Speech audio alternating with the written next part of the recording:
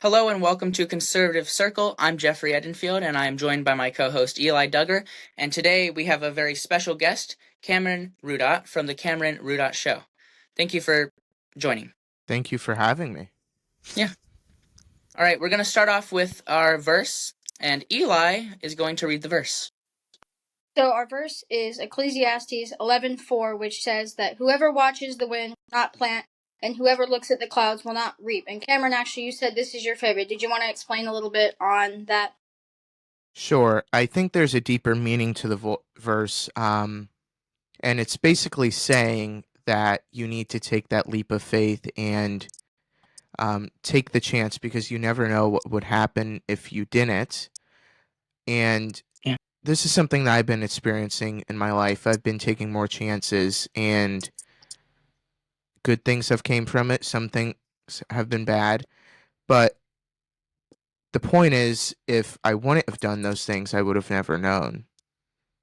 So that's why it's my favorite verse. Yeah. That's great. That's great. So let's just go ahead and jump in. And Marjorie Taylor Greene is resigning after a feud with President Donald Trump. So, Cameron, what are your thoughts on Marjorie Taylor Greene resigning? Well, I have a lot of thoughts.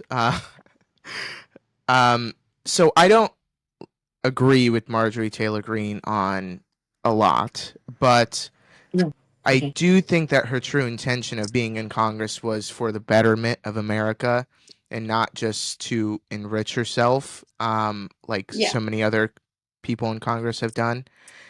And we all see how President Trump gets when he has a falling out. He doesn't act the most mature person. And I don't know, I just feel like her resigning is sort of like bending a knee to, him and their whole feud. So I don't think it was a wise decision. I think she should have stuck it out a little bit longer. Yeah, I mean, she backed out.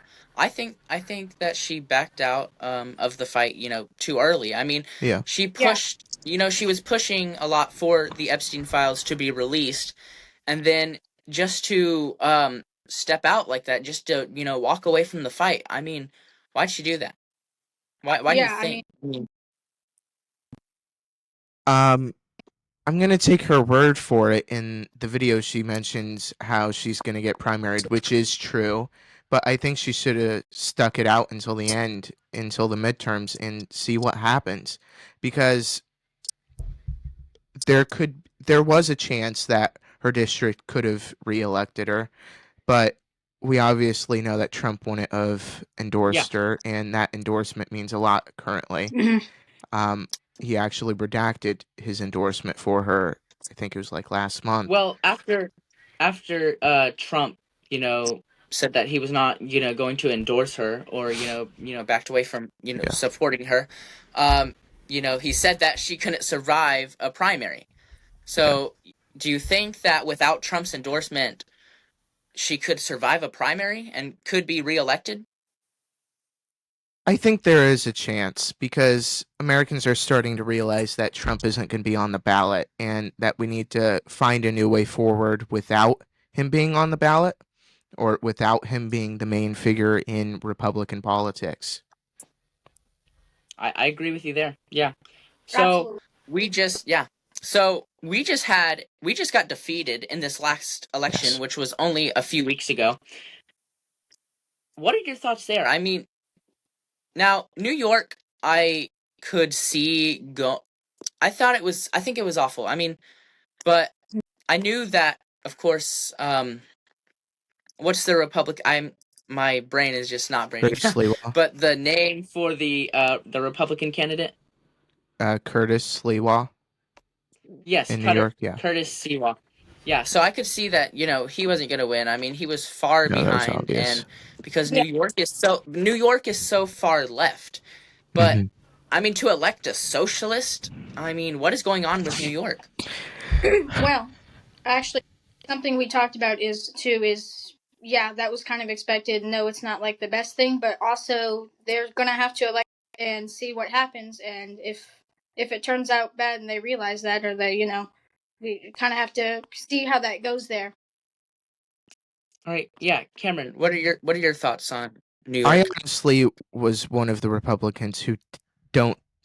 I don't think it's going to be as bad as people are making it seem. You know, he doesn't have the power to raise taxes to be able to pay for the buses. Governor Hochul has already said that she won't do that. No matter what he says, he doesn't have the power to do that. And if a new governor is elected next year, they could impeach Mamdani. So Yeah. I honestly don't think it's going to be as bad because most of the things that he was running on, he can't do without the governor's support. Now, in Virginia, now, I really liked, I like Winsome Earl Sears. I thought Yeah. she was a great candidate. She was serving as the lieutenant governor. She currently is until January. Um, but what did she do wrong? Why do you think Virginia, voted for a Democrat or this election, Abigail Spanberger? I think because she didn't focus on. We keep seeing in these elections that the people who are winning are running on lowering prices, and she did not run on lowering prices.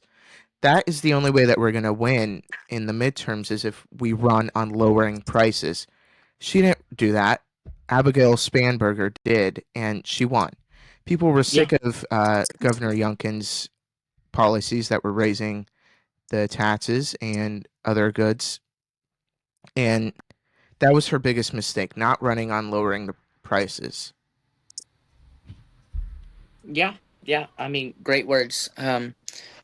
So, you know, do we have a chance in the 2026 midterms to have Republicans hold the majority to keep that power? Because we also need to focus on the 2028 election, and that's coming, faster than we know it. I mean, Mm-hmm. Yeah. but because we already have candidates that are possibly going to run. JD Vance, he keeps saying, the politics will take care of the rest, take care of themselves. But Gavin Newsom, other hand, on the Democratic side, is, doing a lot of rallies. AOC is, just a lot of candidates like that. And do you think, Cameron, that we have a chance at the 2026 midterms? And would that shape up the 2028 election? You know how they say the best poll you can get is an election, and this past election showed us if we continue down the path and the methods that we're doing right now, we are not going to win. Like I was saying before, if we shift to Yeah. lowering prices, lowering taxes, there is a possibility that we will win. Trump ran on lowering the prices, but yet we have these other candidates that are not running on lowering the prices. And we Yeah, can't continue down the yeah. path that we have right now because if we do, we're going to lose. Mhm. That's exactly right. I mean, what can we do? What can we do to help Republicans win? What should they be doing? They need to run on lowering the prices. We have a new candidate here in Florida who's running for governor, James Fishback, and he's running on lowering the prices. We need to, everyone needs to shift to that because all of these Democrat candidates are running on lowering the prices. James Fishback is running on lowering the property tax and even a chance of eradicating it, making you be able to retire with dignity. And we need more candidates like that that are promising things that are actually doable. Yeah, that's right.